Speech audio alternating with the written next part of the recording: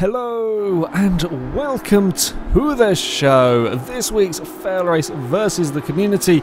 We were racing B-class cars with 6-cylinder engines. Plenty of cars come with 6 cylinders and there's quite a few engine swapped as well. So there was a good variety of vehicles in this particular race.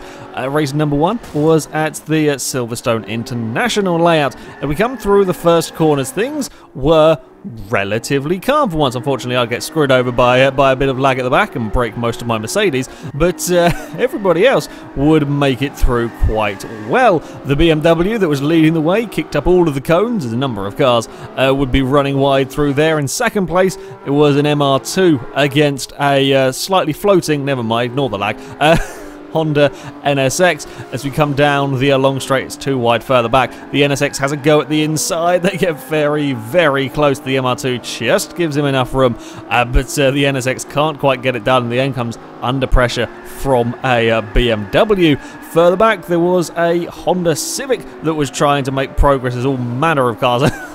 Lots of cars wide and going slightly off the road at the final corner there. The Civic we're following goes up the inside of an Datsun through turn 1. Quite a tricky place to get overtakes done through turn 1. It's sort of a rather fast corner there. You've got to make sure you get things right. He's then up the inside of a BMW through the next turn. Civic sort of understeering a little bit wide, gives a tap to the BMW. BMW's across the grass amazingly, slides in between the pair of the Civic and the Datsun and comes back on track without anybody else being involved. That could have ended a lot worse, certainly, than it actually did. As I said, I got screwed over by lag at the start. I had broken suspension, brakes and aero with my Mercedes, but it didn't stop me from going on the attack of a Subaru Impreza. There are a few of us with some broken cars around here. My Mercedes I was really pleased with how this gull wing turned out. I could carry quite a lot of corner speed, and as the Impreza took a little bit of a tight line, I could use the momentum and pretty much just sweep all the way around the outside of him with the gull wing.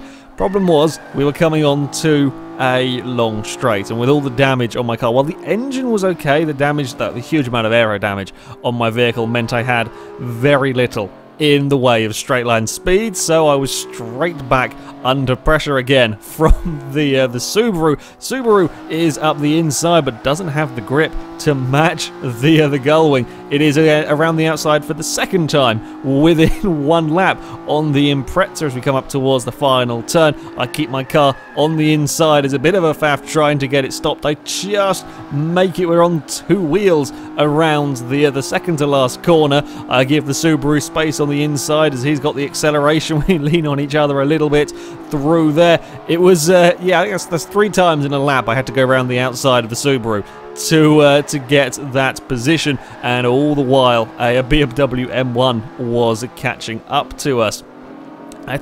Back at the front, though, the MR2 did put the leader under pressure. You can see the leader never really escaped that far away. Little mistake had dropped him back, though, into the clutches of the NSX that was going to have another go at getting past the Toyota. Behind them, it was a Civic that was catching up to the back of a BMW.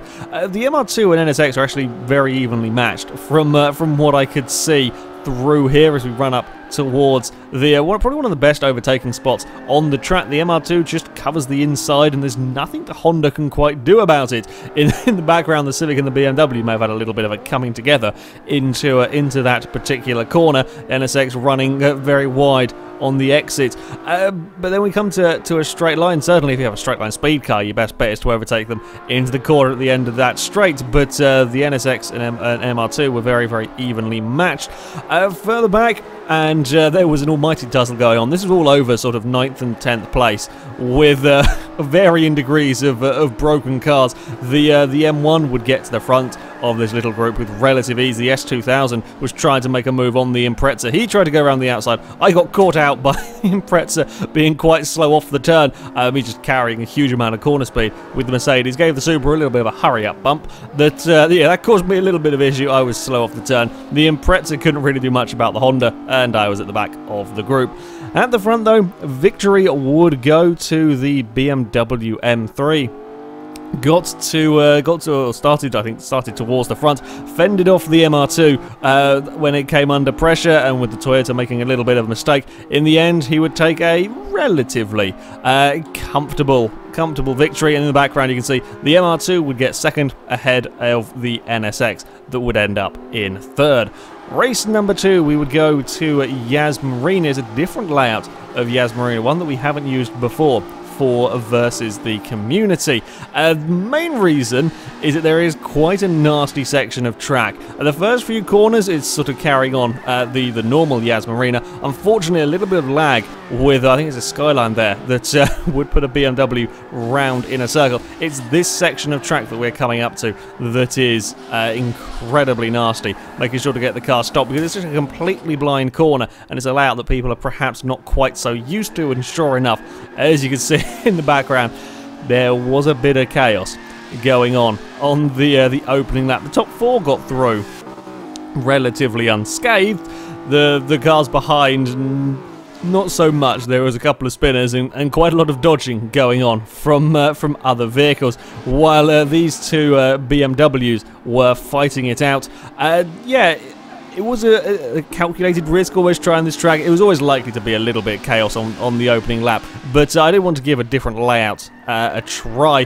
The mid-pack were still too wide through that sort of corkscrew section, which is never a good idea. I unfortunately would get a little bump and be turned around. I wasn't having the best of luck with my poor Mercedes. The Ferrari, though, that we're following at the moment, another car that would suffer a bit of damage, was still holding his own as the fights with a rough. Nissan tries to go to the outside and just runs out of space. Yeah, 3 cars all trying to fit into a very small piece of tarmac. That didn't quite work there. Nobody came off too badly from that. There was a little bit of bumping here and there. That could have ended a lot worse, though, with that many cars fighting over the same piece of tarmac.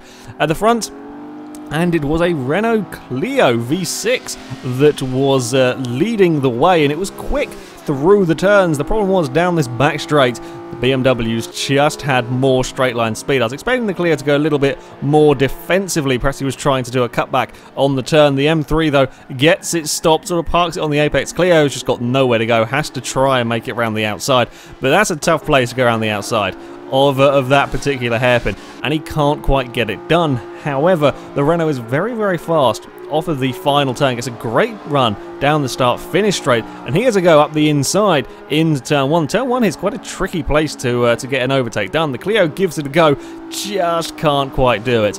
Can't quite get his car far enough alongside, doesn't quite have the acceleration of that BMW. I was on a recovery drive, and all manner of chaos was going on further back. It was, safe to say, rather crowded back here. I managed to make about 4 places as everybody slightly bumped into each other through this turn. My Mercedes was a really good car. There was a downside to it, as you saw there. It's quite low, and it was getting caught on the curves. I hadn't lowered the suspension in the setup, I just put racing suspension on it. Yeah, the ride height was a problem with this car. I didn't realize it was going to be such a big issue. You saw it getting bounced over the curbs there. However, yeah, it was a good car, and I have a big dive on a BMW. I do push it on the brakes there. I get it stopped. BMW ran wide as well as the rest of the cars behind are fighting amongst themselves. Yeah, my Mercedes was quick here. While it had issues with the curbs if it wasn't careful, it was a very, very fast car. At the front, and it was to be 2 M3s that would be fighting as we headed on towards the final lap. The E30 had been looking for a way past for a good 3 laps, and on the final lap, or as he came onto the final lap, he managed to find a way past with just a better run out of the final turn, and then promptly threw it away on the first corner. Ran wide, got his wheel sort of stuck on the curb, couldn't pull the car off in time, and the black M3 would get back past, and in all the meantime, the Clio V6 was there, waiting to pounce. The black M3 runs a little bit wide, E30 tries to get to the inside, it's side by side down the corkscrew section, he can't quite get the car far enough alongside. The Clio is there all over them through the corners.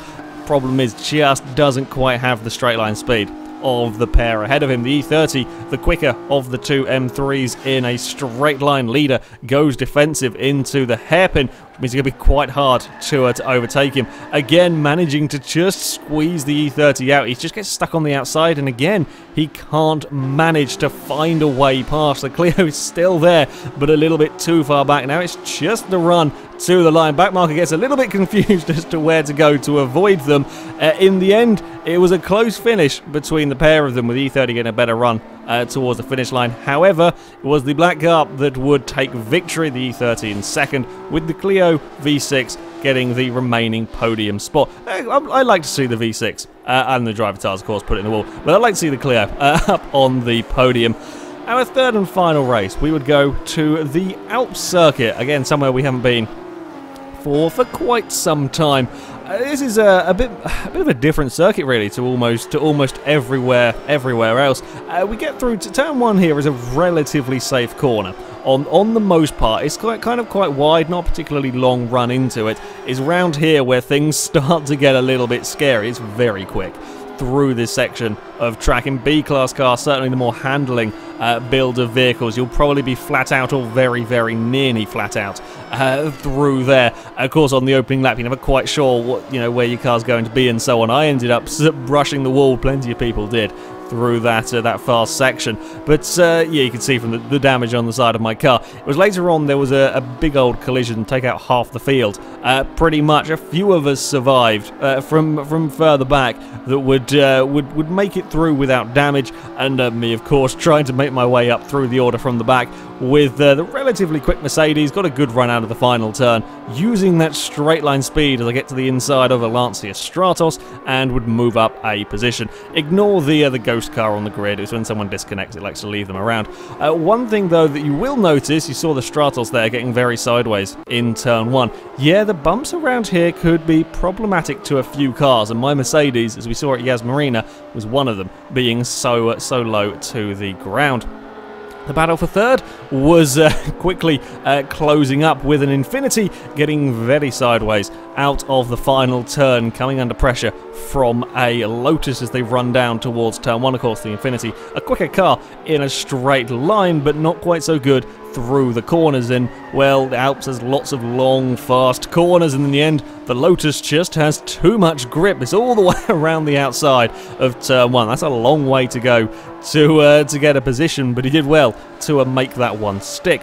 And the front and things were very close between first and second, and R34 Skyline was leading the way from a Toyota Supra. And this is the sort of gap that would be between them for the large majority of the race. They were incredibly close on track. They're never really this much further apart than they are now. The Supra could just never quite get into a position to try and overtake. He couldn't quite get close enough. If he could get close enough and just make the Skyline go defensive for a couple of corners, the Skyline would be slowed down and so on, but the Skyline never quite felt the need to go defensive, and thus the gap remained very, very similar. My Mercedes was also going relatively quickly around here. I got up to the tail of, I think it was about 4th, 5th place at this point, was gradually catching the NSX, and the NSX made a mistake, run wide, slightly bumped the wall, and that was my opportunity as we run through the very, very fast sort of chicane kind of corner going on up towards the final long sweeping turn. Again, much like I did with the Stratos, just get the better run. My Mercedes wanted to go a little bit sideways out there, still managed to get the power down, get the better run down the start, finish straight. The Mercedes, decent straight line speed in this car, got it onto the inside for turn one. The NSX thinks about going around the outside, but can't quite make it stick around there, and that would promote me up into the 4th place. At the front, and as they came on to the final lap, the gap remained pretty much the same as it had been the entire way through. These guys had got a decent gap over the rest of the field. The Lotus was very gradually catching them, but it was going to take him a large number of laps to get up to this fight. Yeah, the Skyline and Supra was so evenly matched. If the Skyline had made sort of one tiny mistake, that probably would have, he certainly would have given the position to the Supra and so on. It just remained exactly like this for an entire race. But it would be a victory for the Skyline. The Supra could do very little about it in second place, while the Lotus would get onto the podium. Of course, the driver tires plough the cars into the wall. Me and the NSX would have it coming together on the second to last lap, and I would feel some issues with the curbs. Well, not even with the curbs as such, with the bumpiness of the track as I was coming under pressure from a 370Z. It's very hard to see it, but just through this section, my car would grind out on the floor, would get bounced and chucked around. You can just about see it. The back end of my car actually gets thrown up in the air as I go across the bumps. The Mercedes was far too low to the ground for this track. I never really realised it. The Nissan got a much better run out of the final turn, but couldn't quite get me as we come up across the line.